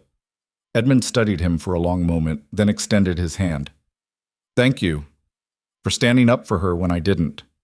Liam shook his hand. She's worth it. I know, Edmund said. I just wish I'd realized it sooner. When Liam told Scarlett what he'd done, she was furious. You did what? She said, her voice sharp. They were in her office, the door closed, and she was pacing like a caged animal. I called your father. You had no right. I had every right, Liam said, because you weren't going to do it. You were going to keep trying to handle it alone, and it was going to destroy you. Scarlett stopped pacing, her hands clenched into fists. You don't get to make decisions for me, Liam. I'm not making decisions for you. I'm fighting for you. There's a difference. Not from where I'm standing. Liam stood, crossing the room to face her. You've spent your whole life fighting alone, and you're so used to it that you can't see when someone's actually on your side. His voice softened. I'm not trying to control you, Scarlett. I'm trying to help you. Scarlett's expression wavered. I don't need help. Yes, you do, and that's okay. Needing help doesn't make you weak. Her eyes filled with tears, and she turned away, pressing her palms against her desk. I don't know how to do this. Do what? Trust someone. Let someone in. I've been on my own for so long, I don't know how to... Her voice broke. I don't know how to be anything else. Liam walked over and gently turned her to face him. You don't have to figure it out all at once. We'll figure it out together. Scarlett looked at him, and the walls she'd spent so long building finally crumbled. I love you, she said, the words barely above a whisper. Liam's breath caught. What? I love you, she repeated, louder this time. I didn't mean to. I didn't plan on it. But I do. Liam felt something shift in his chest, something warm and terrifying and perfect all at once. I love you too. Scarlett let out a shaky laugh, tears streaming down her face. This is insane. Yeah, it is. And then he kissed her, and it felt like everything finally made sense. Yeah. The next few weeks moved fast. Edmund kept his word. He terminated the deal with Preston Hartley, paying a hefty penalty but refusing to back down. Hartley threatened legal action, but Edmund's lawyers were better, and the whole thing fizzled out before it ever became public. Scarlett was free. At first, she didn't know what to do with that freedom. She kept waiting for the other shoe to drop, for someone to swoop in with another deal or demand or trap. But it never came. Instead, she started building a life. She and Liam made it official. No more pretending, no more deals. Just two people who'd somehow found each other in the middle of chaos and decided they were worth the risk. Emma loved Scarlett. She asked about her constantly, wanted her at dinner, begged her to come to the park. And Scarlett, who'd spent her whole life in boardrooms and high-pressure meetings, learned how to play dinosaurs and color inside the lines and read bedtime stories without checking her phone. It wasn't perfect. Scarlett still worked too much. Liam still struggled with feeling like he didn't belong in her world. They argued sometimes about work, about boundaries, about stupid things that didn't matter in the long run. But they figured it out, because that's what people do when they love each other. Michelle, predictably, had opinions. She'd been skeptical at first, convinced that Scarlett would get bored and leave. But when she saw how Scarlett treated Emma, with patience and kindness and genuine affection, she softened. She's good for you, Michelle admitted one afternoon when they were doing the custody handoff. And for Emma. Yeah, Liam said, she is. Michelle smiled. Good, you deserve that. It was the first time she'd said something like that to him since the divorce, and it meant more than she probably realized. 6 months later, on a warm Saturday in June, Liam and Scarlett got married. It wasn't a big wedding, just close family, a few friends, and Emma, who was the flower girl and took her job very seriously. They held it in a garden outside the city, simple and quiet, and nothing like the elaborate society event Scarlett's parents had once envisioned for her. Edmund walked Scarlett down the aisle, and when he handed her off to Liam, he leaned in and whispered something that made her smile. The ceremony was short. No grand speeches, no elaborate vows, just two people promising to stand by each other, no matter what came next. When the officiant said, "You may kiss the bride," Liam pulled Scarlett close and kissed her like they were the only two people in the world. Emma cheered and everyone laughed, and for the first time in a long time, Liam felt like everything was exactly where it was supposed to be. A year after that, Scarlett stepped down as CEO of Apex. It wasn't because she failed, it was because she'd proven everything she needed to prove, and she was tired of fighting. She stayed on the board, consulted on major decisions, but she handed day-to-day operations to someone she trusted. "I want a life," she told Liam one night as they sat on the couch in their new house, the one they'd bought together, with a yard big enough for Emma to run around in. "Not just a career, a life," said Liam, wrapped his arm around her. "What does that look like?" Scarlett smiled. "I don't know yet, but I want to find out." So they did. Scarlett started mentoring young women in business, teaching them how to navigate corporate power structures without losing themselves. She launched a nonprofit focused on leadership development. She spent more time with Emma, who is now 7 and still obsessed with dinosaurs, but also starting to ask questions about why some people had more money than others and what they could do to help. Liam stayed at Apex for a while, then eventually left to start his own consulting firm. It was smaller, quieter, but it gave him the flexibility to be present for his family in ways he'd never been able to before. They had a second kid, a boy they named Owen, who had Scarlett's sharp eyes and Liam's stubbornness. Life got messier, louder, more chaotic. But it was good chaos, the kind that came from love instead of fear. On Emma's 8th birthday, they threw a party in the backyard. Kids everywhere, cake smashed on the table, decorations hanging crooked from the fence. It was loud and imperfect and exactly right. At one point, Liam found himself standing by the grill, watching Scarlett chase Emma and Owen through the grass, all three of them laughing. Edmund walked over holding a beer. "You did good, son." Liam glanced at him. "We both did." Edmund smiled. "Yeah, we did." They stood in comfortable silence for a moment, watching the chaos unfold. "You know," Edmund said, "when Scarlett first told me about you, I thought she was making a mistake. I thought you were just some guy who got lucky. But I was wrong." "About me?" "About both of you. You didn't get lucky. You earned each other, and that's rarer than you think." Liam felt something warm settle in his chest. "Thanks, Edmund." Edmund clapped him on the shoulder. "Call me Ed." That night, after the guests had left and the kids were asleep and the house was finally quiet, Liam and Scarlett sat on the back porch, watching the stars. "You happy?" Liam asked. Scarlett leaned into him, resting her head on his shoulder. "Yeah, I am." "Good." "You?" Liam thought about it, about how far they'd come from that first day in the conference room, when Scarlett had pointed at him through the glass and changed his life forever, about all the fear and uncertainty and chaos that had followed, about how none of it had been easy, but all of it had been worth it. "Yeah," he said. "I'm happy." Scarlett smiled. "Good." They sat like that for a long time, wrapped up in each other, and Liam realized something. He'd spent so much of his life trying to make himself small, trying to survive without being noticed. But Scarlett had seen him anyway. She'd seen him when he didn't even see himself, and she'd chosen him. Not because he was powerful or wealthy or connected, but because he was real. Because he showed up. Because he fought for her when she didn't know how to fight for herself. That was the thing about love, Liam thought. It wasn't about being perfect. It was about being present, about choosing each other, over and over, even when it was hard, especially when it was hard.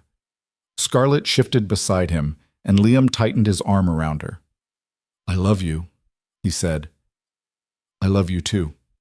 And in that moment, under the stars, with their family sleeping peacefully inside, Liam knew one thing for certain. He was exactly where he was supposed to be. They both were. Because sometimes the best things in life weren't planned.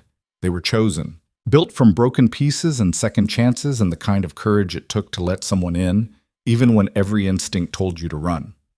They'd chosen each other. And that choice had changed everything.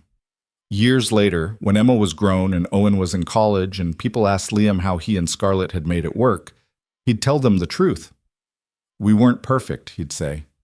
"We made mistakes. We fought. We didn't always know what we were doing, but we showed up for each other every single day. And that made all the difference. Because in the end, that was what mattered. Not the money or the power or the perfect plans. Just two people who refused to give up on each other.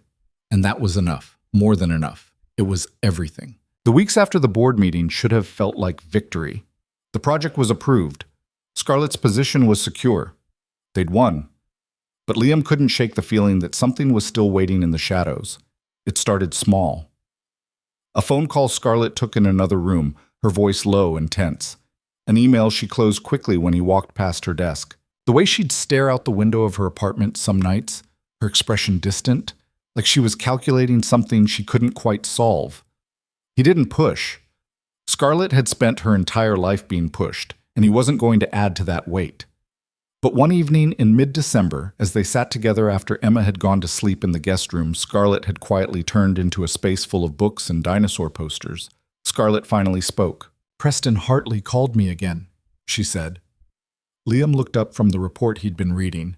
The name sent ice through his veins. The investor. The one your father made the deal with. "Yes." Scarlett set down her wine glass, her hands unsteady. "He's not letting this go. He says the engagement can still happen if I reconsider. He's offering double the initial investment. More control, more money, more everything." Liam felt his jaw tighten. "What did you tell him?" "I told him I'd think about it." The words hit him like a punch. "You what?" Scarlett stood, crossing to the window. "Don't look at me like that. It's not that simple." "It is that simple. You tell him no. You tell him you're done being treated like property." "And then what?" Scarlett spun to face him, her eyes blazing. "He pulls every potential investor he has influence over. He poisons the well with the entire financial community. He has the power to make sure Apex never gets funding again. He could destroy everything I've built." "So you're going to destroy yourself instead?" "I'm trying to be strategic." "No." Liam stood, closing the distance between them. "You're being scared, and I get it, but this isn't strategy. This is surrender." Scarlett's voice rose. "You don't understand what's at stake here. I understand that you're worth more than any deal he could ever offer. And if you can't see that, then we have a serious problem." The words landed hard. Scarlett stared at him, her chest rising and falling rapidly, and for a moment neither of them spoke. Then her expression crumbled. "What if I'm not strong enough to walk away?" Liam's anger dissolved. He reached for her hands, holding them firmly. "You're the strongest person I know. You just don't see it because you've been fighting alone for so long." "I'm terrified, Liam." Her voice broke. "What if I make the wrong choice and lose everything? Then we'll rebuild, together. But you can't keep letting people like him control your life. You deserve better than that." Scarlett looked at him, tears spilling down her cheeks. "I don't know how to do this. I don't know how to stop being the person everyone needs me to be and just be myself." "You start by choosing yourself," Liam said quietly. "For once in your life, you choose what you want, not what your father wants, not what the board wants, not what keeps everyone else comfortable. What you want." She was silent for a long time, and when she finally spoke, her voice was barely a whisper. "I want to be free." "Then be free." Scarlett closed her eyes, and Liam could see the war raging inside her, years of conditioning fighting against the desperate need to finally live on her own terms. When she opened her eyes again, something had shifted, something fundamental. "Okay," she said, "I'm done." Liam pulled her into his arms, and she collapsed against him, her body shaking with the weight of the decision she'd just made. They stood like that for a long time, and Liam made a silent promise to himself. He would stand beside her through whatever came next, no matter what it cost. That night, after Scarlett had fallen asleep, Liam lay awake staring at the ceiling. He knew what he had to do. It was risky, maybe even stupid, but he couldn't just stand by and watch her fight this battle alone. He waited until morning, until Scarlett had left for an early meeting, and then he made a call he never thought he'd make. He called Edmund Vaughn. It took 3 rings before Edmund answered. "Who is this?" "It's Liam Carter." There was a pause, heavy with surprise. "Mr. Carter, this is unexpected. I need to talk to you about Scarlett, about Preston Hartley." The pause stretched longer. "I'm listening." Liam took a breath, steadying himself. Hartley's still pressuring her. threatening to tank the company if she doesn't marry him, and I think you know that. I'm aware of Preston's persistence. Then you know she's trapped. She can't say no without risking everything, and she can't say yes without losing herself. Liam's grip tightened on the phone. So I'm asking you directly, why aren't you protecting her? Edmund's voice turned cold. You're overstepping, Mr. Carter. Maybe. But someone needs to say it. You're her father. You made this deal. You set this whole thing in motion, and now your daughter is suffering because of it. So if you actually care about her, you'll fix it. You think I don't care about my daughter? I think you care about the company more. The silence that followed was suffocating. Liam could hear his own heartbeat pounding in his ears. Then Edmund said, his voice quieter, Meet me tomorrow. 10 a.m. My office downtown. Don't tell Scarlett. I'll be there. The line went dead. Liam set the phone down, his hands trembling. He had no idea if he'd just made things better or catastrophically worse. Edmund's office was on the 40th floor of a glass tower downtown, all polished marble and artwork that probably cost more than Liam would make in 5 years. The receptionist directed him to a corner office with floor-to-ceiling windows overlooking the city. Edmund was standing at those windows when Liam entered, hands clasped behind his back. Close the door, Edmund said without turning around. Liam did. Edmund finally turned and his expression was unreadable. You have a remarkable amount of nerve calling me like that. I know. You're not family. You're not an executive. You're a mid-level employee who happens to be involved with my daughter. And yet you felt entitled to lecture me about how to handle my business. It's not about business, Liam said evenly. It's about Scarlett. Everything is business when you run a company worth $500 million. Edmund walked to his desk, leaning against it. But you don't understand that world, do you? You think this is about control, about power, but it's about survival. If Apex fails, hundreds of people lose their jobs. Investors lose millions. Scarlett loses everything she's worked for. And what does she lose if you force her into a marriage she doesn't want? Edmund's jaw tightened. I'm not forcing her. I gave her options. Options that aren't really options. You set up a deal where she has to choose between her freedom and the company. That's not a choice. That's a cage. Edmund stared at him, and something in his expression shifted, something that looked almost like pain. You think I don't know that? You think I sleep well at night knowing what I've done? Then why did you do it? Edmund turned back to the window. Because I was afraid. Afraid the company would fail without that capital. Afraid Scarlett would fail without more support. Afraid that everything I'd built would crumble. He paused. And because I forgot to see her as my daughter, instead of as a CEO who needed protection. Liam didn't know what to say. But you're right, Edmund continued. I've been treating her like a tool instead of a person. And Preston Hartley is my mistake to fix, not hers. What are you going to do? Edmund pulled out his phone, scrolling through something. I'm terminating the deal. It'll cost me significantly, and Hartley will make noise, but I have enough leverage to make him go away quietly. The legal team is already drafting the paperwork. Liam felt the tension in his chest ease slightly. Just like that? Just like that. Edmund looked at him directly. But I need something from you in return. What? Take care of her. Really take care of her, because I haven't been the father she deserved, and she needs someone who sees her for who she is, not what she can provide. Edmund's voice softened. I think that might be you. Liam met his gaze. I love her, and I'm not going anywhere. Edmund studied him for a long moment, then extended his hand. Good. Then we understand each other. Liam shook it. Yes, sir. We do. When Liam told Scarlett what he'd done, she was furious at first. They were in her apartment, and she paced like a trapped animal, her voice sharp with anger and something that looked like fear. You went behind my back. You had no right. I had every right, Liam interrupted, because you were drowning, and you wouldn't ask for help. Someone needed to step in. You don't get to make decisions for me. I'm not making decisions for you. I'm fighting for you. There's a difference. Scarlett stopped pacing, her fists clenched. I've spent my whole life having people make choices for me. Tell me what to do, how to act, who to be. And now you're doing the same thing. No. Liam crossed to her, his voice firm but gentle. I'm not telling you what to do.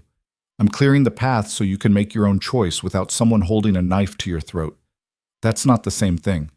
Her eyes filled with tears. I don't know how to trust this. I don't know how to trust you won't try to control me like everyone else. Then watch me.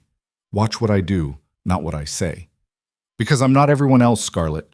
I'm the guy who's been standing beside you this whole time, asking for nothing except the chance to be here. She stared at him, and he could see the walls she'd built so carefully starting to crack.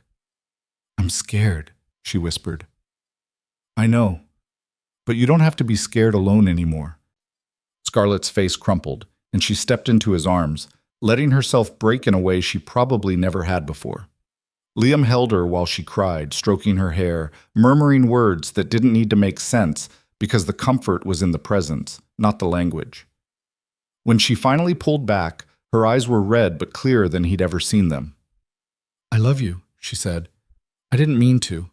I tried not to, but I do. Liam felt his throat tighten. I love you too. So much it scares me sometimes. She laughed, a broken, beautiful sound. We're a mess. Yeah, we are. But we're a mess together. That's all that matters. The next few weeks moved quickly. Edmund kept his word. The deal with Preston Hartley was terminated, and while Hartley threatened legal action, Edmund's lawyers were better and more ruthless. The whole thing died before it ever became public. Scarlett was free. Truly free.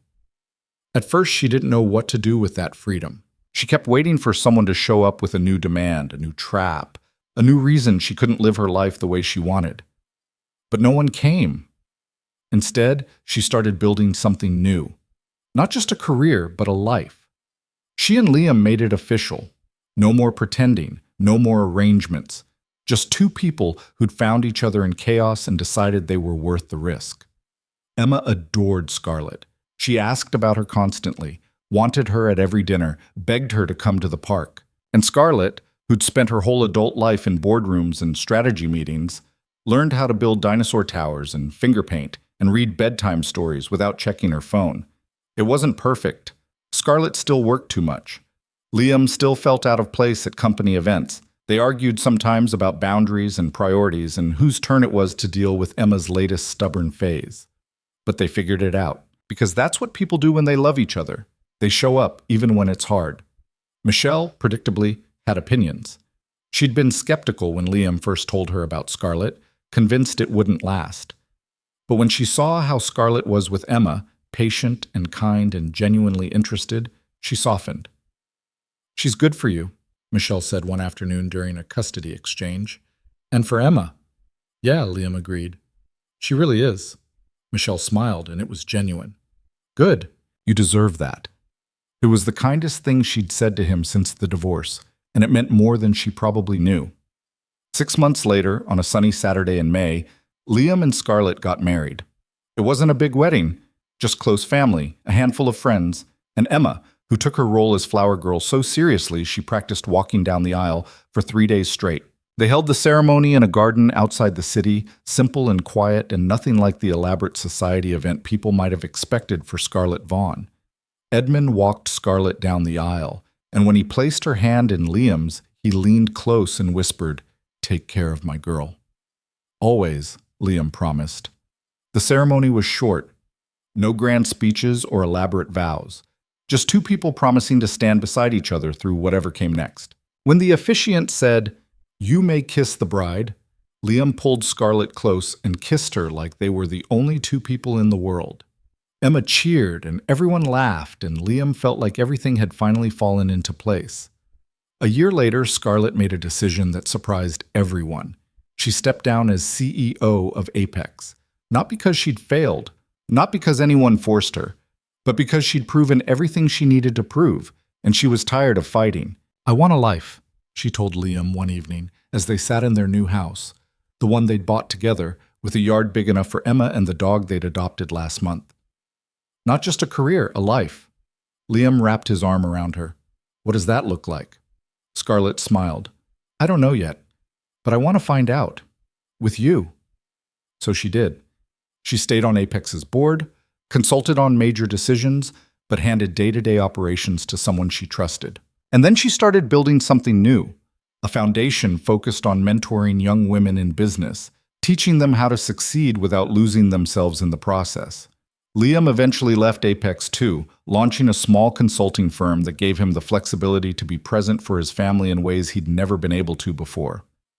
They had another child, a boy they named Owen, who had Scarlett's sharp eyes and Liam's quiet determination. Life got messier and louder and more chaotic, but it was good chaos, the kind that comes from love instead of fear.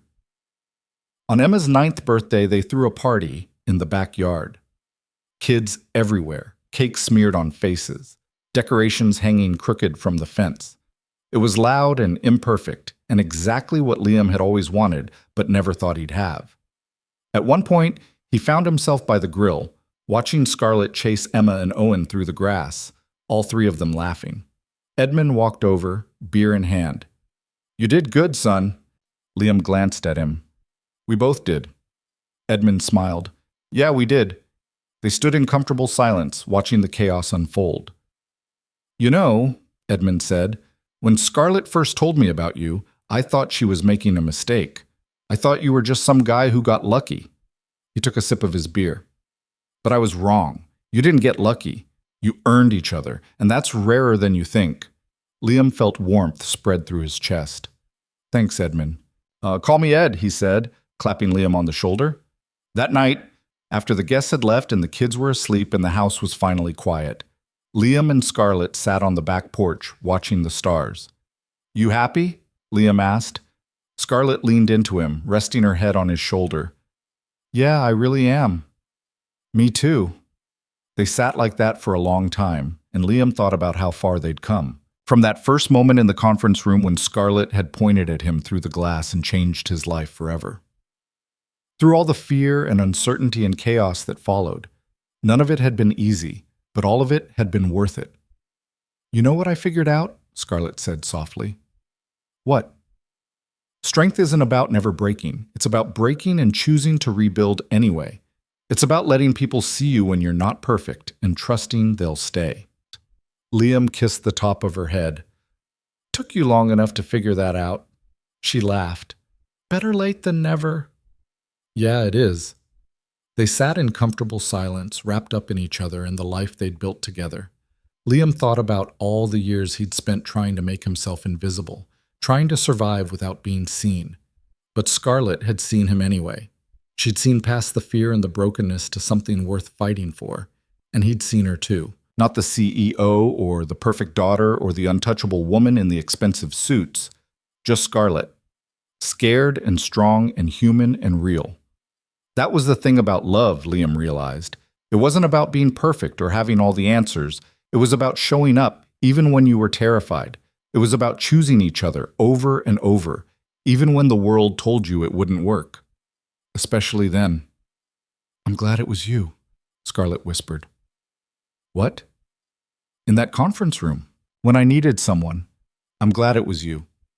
Liam tightened his arm around her. "Me too." And in that moment, under the stars, with their family sleeping peacefully inside and a future stretching out before them full of possibility, Liam knew one thing for certain. They were exactly where they were supposed to be. Because sometimes the best things in life aren't planned. They're built from broken pieces and second chances and the kind of courage it takes to let someone in, even when every instinct screams at you to run. They'd chosen each other, and that choice had changed everything.